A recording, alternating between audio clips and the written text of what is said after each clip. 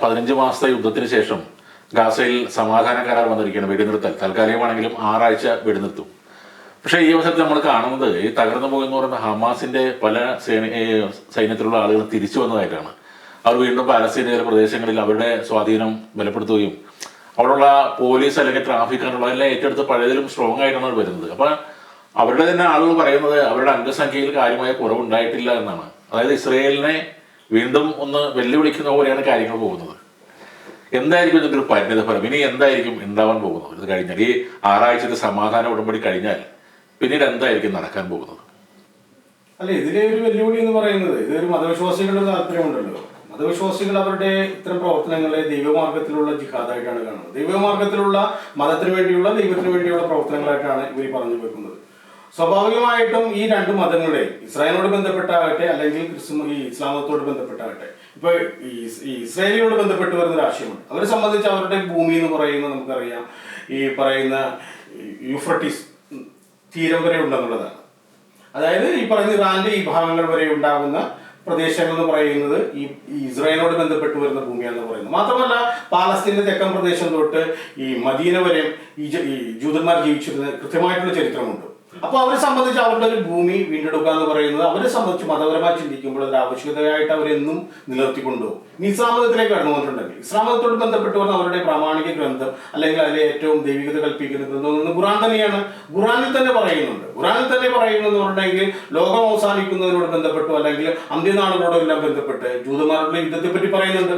അതായത് ജൂതന്മാരുടെ യുദ്ധം എക്കാലത്തും ഇസ്ലാം മത വിശ്വാസികളുടെ ഒരു താല്പര്യമാണെന്നും അതവരൊരു കർത്തവ്യമാണെന്നൊരു ബോധം ഈ ഗ്രന്ഥത്തിൽ പറയുന്നുണ്ട്. ആ ഗ്രന്ഥത്തെ പിന്തുടരുന്നവരായതുകൊണ്ട് തന്നെ ജൂതമതത്തോടുള്ള ഇത്തരം യുദ്ധങ്ങൾ ഈ പാലസ്തീനോട് ബന്ധപ്പെടുത്തി അവസാനിച്ചു എന്ന് നമുക്ക് ഒരിക്കലും പറയാൻ പറ്റില്ല.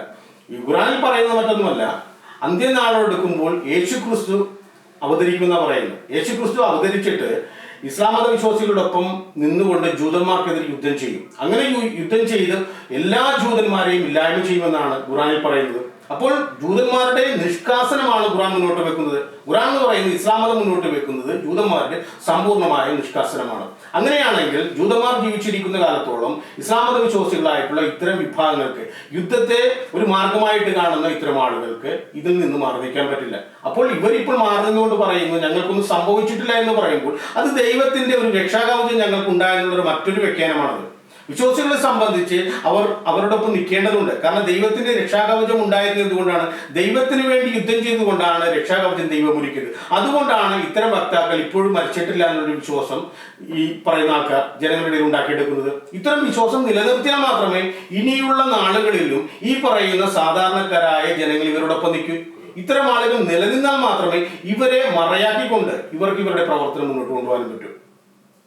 പക്ഷെ അതിലൊരു റിസ്ക് ഇല്ലേ? കാരണം ഇസ്രയേലിനെ വെല്ലുവിളിക്കുന്ന പോലെയല്ലേ ഇപ്പോൾ സംഭവങ്ങൾ. കാരണം ഇത്ര നാളെ യുദ്ധം നടത്തിയിട്ടും ഈ ഹമാസിന് ഒരു ചെറിയ സൈന്യത്തെ ഒതുക്കാൻ ഇസ്രയേലിന് കഴിഞ്ഞില്ല എന്നൊരു വെല്ലുവിളി കൂടി അതിനകത്തുണ്ട്. പക്ഷെ അങ്ങനെ ഒരു സാഹചര്യത്തിൽ വീണ്ടും യുദ്ധം വന്നാൽ അതിന്റെ ദുരിതഫലം അനുഭവിക്കാൻ പോകുന്നത് ഈ പാവപ്പെട്ട ജനങ്ങളായിരിക്കില്ലേ? അവരുടെ മേലേക്കല്ലേ ഇസ്രയേലിന്. കാരണം ഇത്രയും നാൾ ഒരു കൺട്രോളിൽ ഒരു സിവിലിയൻസിന് അധികം നഷ്ടമുണ്ടാവുന്നതായിരിക്കും ഹമാസും അല്ലെങ്കിൽ ബന്ദികളെ കണ്ടെത്താനായിട്ടുള്ള ആക്രമണങ്ങൾ നടത്തിയിട്ടുള്ളത്. ഇനി ചിലപ്പോൾ അതായിരിക്കില്ല അവസ്ഥ ഉണ്ടാവാൻ പോകുന്നത്. കാരണം ഇതൊരു തുറന്ന പോരാട്ടം വെല്ലുവിളിയിലേക്ക് മാറിക്കഴിഞ്ഞാൽ ഹമാസും ഇസ്രായേലും തമ്മിൽ നേരിട്ടൊരു ഏറ്റുമുട്ടൽ വന്നാൽ അത് ഒരുപാട് ദോഷകരമായിട്ട് ബാധിക്കും ഗാസ ജനങ്ങളെ.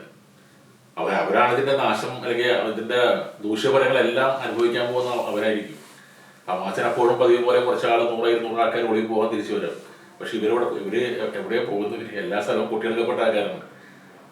അല്ല, ഇതില് വിശ്വാസത്തെ നമുക്ക് തള്ളിപ്പറഞ്ഞുകൊണ്ടേ ഇവര് നമുക്കൊന്നും പറയാനില്ല. കാരണം രണ്ട് കാര്യങ്ങളുണ്ട്. വിശ്വാസത്തെയും അവർ സ്വീകരിക്കുന്നുണ്ട്, അതോടൊപ്പം തന്നെ ഈ ലോകത്ത് നിലനിൽക്കുന്ന സാഹചര്യങ്ങളും വേണ്ട വിധം ഹമാസിനോട് ബന്ധപ്പെട്ട് ഉപയോഗിക്കുന്നുണ്ട്. വിശ്വാസം എന്ന് പറയുന്നത് നമുക്കറിയാമല്ലോ. ഇപ്പൊ വിശ്വാസം എന്ന് പറയുന്നത് ഒരു ഭൗതിക ലോകത്തുള്ള ജീവിതമല്ല. ഇസ്ലാം മത വിശ്വാസിയെ സംബന്ധിച്ച് പരലോകത്തേക്കുള്ള തയ്യാറെടുപ്പിനോട് മുന്നോടി ഉണ്ടാകുന്ന ഒരു ചെറിയൊരു കാലഘട്ടം മാത്രമാണ് ഭൂമിയിലെ ജീവിതം എന്ന് പറയുന്നത്.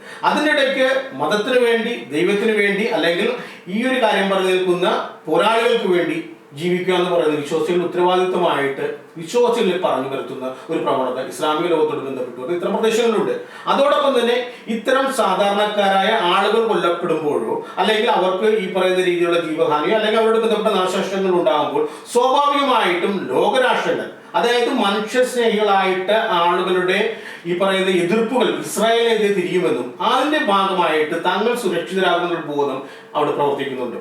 കാരണം ഇസ്രായേലിനെതിരെ ലോകശക്തികളുടെ അഭിപ്രായങ്ങൾ ഉണ്ടാകുമ്പോൾ സ്വാഭാവികമായിട്ടും ഗാസയോട് ബന്ധപ്പെട്ട് വരുന്ന അല്ലെങ്കിൽ ഈ പറഞ്ഞ ഹമാസിനോട് ബന്ധപ്പെട്ട് വരുന്ന പ്രദേശങ്ങളിൽ ജനവിഭാഗങ്ങളുടെ സുരക്ഷിതത്വം ലോകത്തിന്റെ തന്നെ ഒരു കടമയായിട്ട് മാറുമ്പോൾ അവിടെ സുരക്ഷിതരാക്കപ്പെടുന്ന ഇവരാണ്.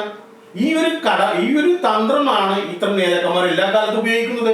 യുദ്ധം ചെയ്ത് ശത്രുവിനെതിരെ യുദ്ധം ചെയ്ത് വീരസ്വർഗം പ്രാപിച്ചാൽ ഈ പറയുന്ന സ്വർഗത്തിൽ അവർക്ക് പ്രത്യേക ഇരിപ്പിടമുണ്ടെന്ന് പഠിപ്പിക്കുന്ന അതേ മതവിശ്വാസികൾ തന്നെയാണ് ഈ മറഞ്ഞിരിക്കുന്നത്. വിശ്വാസികളെ മുന്നിലേക്ക് കൊണ്ടുവരുമ്പോൾ അല്ലെങ്കിൽ സാധാരണക്കാരായിട്ടുള്ള ആളുകളെ മുന്നിലേക്ക് കൊണ്ടുവരുമ്പോൾ അവരുടെ കൊല്ലാൻ വേറൊരു രാജ്യം പെട്ടെന്ന് അല്ലെങ്കിൽ എല്ലാവരെയും ഇല്ലായ്മ ചെയ്യാനായിട്ട് ഇസ്രായേൽ പോലുള്ള ഒരു രാജ്യത്തിന് കഴിയില്ല. കാരണം മറ്റു രാഷ്ട്രങ്ങളുടെ എതിർപ്പ് അത് നേരിടേണ്ടി വരുമെന്നുള്ള തോന്നൽ ഇവർക്കറിയാം. ഒരു തോന്നലല്ല, ആ ഒരു കൃത്യമായിട്ടൊരു ബോധം അവർക്കുണ്ട്.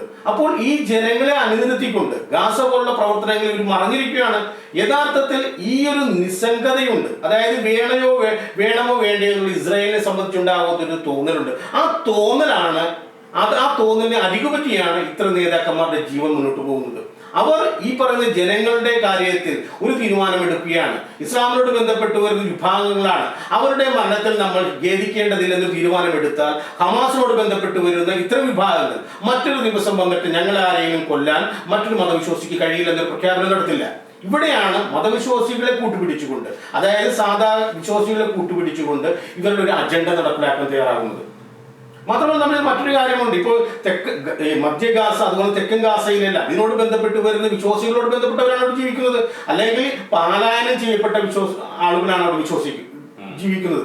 അവരുടെ ഇടയിൽ കൊള്ളയും അതുപോലെ തന്നെ ബലാത്സംഗങ്ങളും നടക്കുന്നുണ്ട്. ഇത് ഇസ്രായേലികളാണ് നടത്തുന്നത്. ആരാണ് ഇത് നടത്തുന്നത്? അതായത് യുദ്ധം എന്ന് പറയുന്ന എല്ലാ കാലഘട്ടത്തിലും സാധാ ജനങ്ങളുടെ ജീവനെ അപഹരിക്കുന്ന അല്ലെങ്കിൽ അവരുടെ ജീവന് കോട്ടമുണ്ടാക്കുന്ന പ്രവൃത്തിയാണ് യുദ്ധം എന്ന് പറയുന്നത്. യുദ്ധത്തിന്റെ ഭാഗമായിട്ട് പലായനം ചെയ്ത് തെക്കൻ ഗാസയിലേക്ക് പോയി അവിടുത്തെ അഭയാർത്ഥി ക്യാമ്പുകളിൽ കഴിയുന്ന ജനങ്ങളുടെ ജീവന് എവിടെയാണ് സുരക്ഷിതത്വം?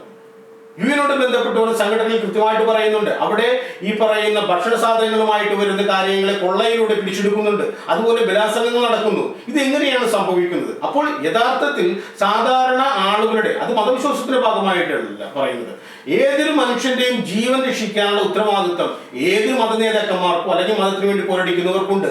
പക്ഷേ മതവിശ്വാസികളുടെയോ അല്ലെങ്കിൽ മറ്റു ജനങ്ങളുടെ ജീവന് ഇവർ ഈ പറയുന്ന വില കൽപ്പിക്കുന്നില്ല. അതുകൊണ്ടാണ് സംഭവിക്കുന്നത്.